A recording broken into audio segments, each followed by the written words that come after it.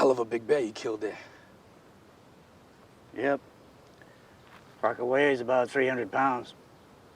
Yeah.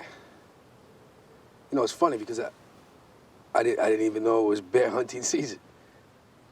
What are you, a game warden? Some kind of fed or something? Nah.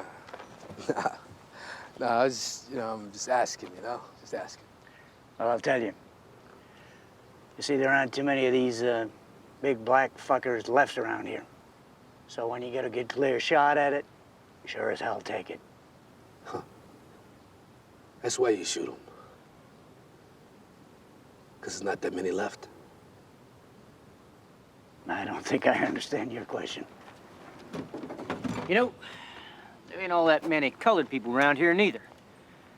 Maybe you ought to get back in your fancy car and go about your own business. Yeah. Maybe you're right.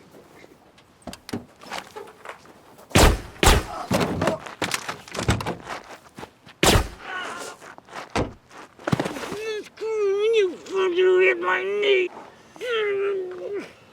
You know, in ancient cultures, bears were considered equal with men.